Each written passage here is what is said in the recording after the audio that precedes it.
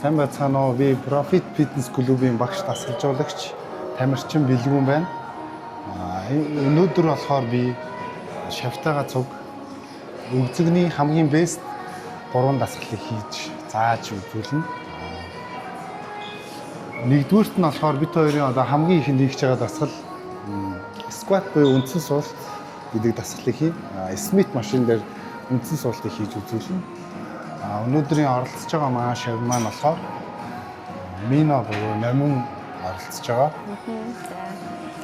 За миний хувьд гэх юм бол одоо яг жим дасгал хөдөлгөөнийг хийгээд яг 7 сар болж байна. Тэгээд арай жил хүрээгүй. Гэхдээ ерөнхийдөө дасгал хөдөлгөөн ямар чухал вэ гэдгийг маш сайн ойлгоод явж байгаа. Тэгээд эмэгтэй хүн болгоны одоо хамгийн хүсэл мөрөөдөл болсон бол нарийнхан бэлхүүс том өгзөг байдаг. Тэгээд та бүхэндээ өнөөдөр багштайгаа хамт ийм өгзөгний одоо шилдэг 3 дасгалаас бас сонирхуулъя гэж бодож байна. За энэ дасгалыг хийхдээ болохоор хөлдөө мөрний хэмжээний зай аваад яг штанга голлуулаад энэ хүзүүний ясны доод засгийн булчин дээрээ 70 авчаад авна. Гараа жоох ойрхон барина.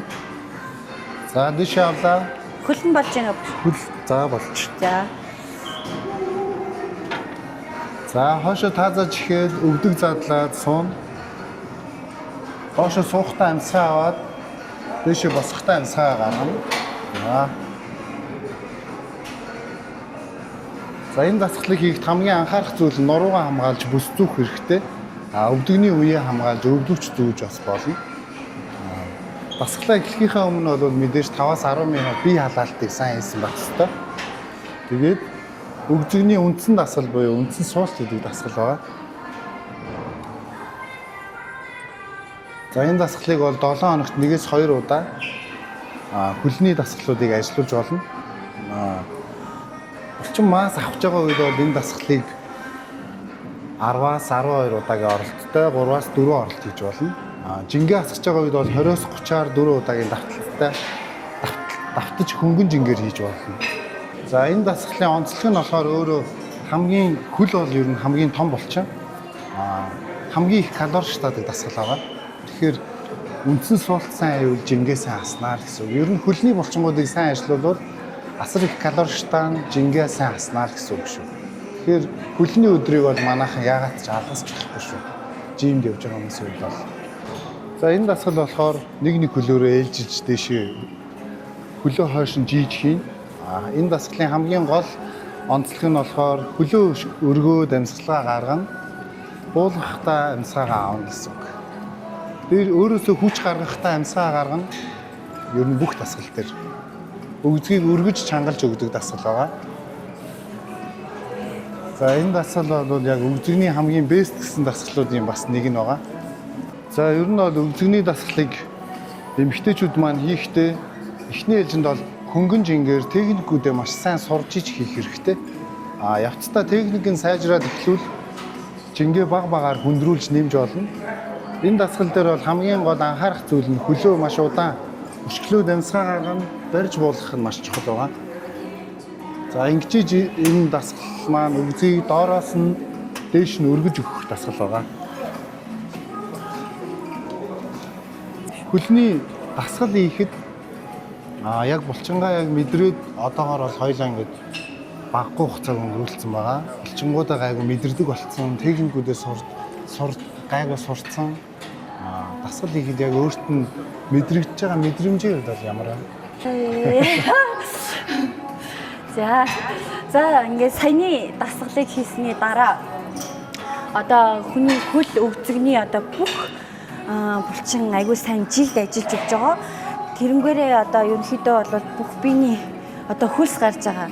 Гол нь нөгөө энэ дасгалыг тоондоо биш булчингаа яг гоё мэдрээд хийх юм бол илүү үр дүнтэй. Ер нь бол дасгалууд бүгдээрээ дандаа нөгөө айгуу гоё мэдэрч хийх нь чухал юм байлээ. Тоондоо эсвэл хурдан удаандаа биш юм байлээ. Жиндээ бас биш тий. Анх мэдгүй чинь зөвхөн тоогоо гүйцэх гэж юм айгуу тэгсэн. Одоо бол айгуу мэдрээд эндээсээ кайф аваад айгуу гоё болж ийн гэж өөрийгөө төсөөлөд тэгж хийж байгаа.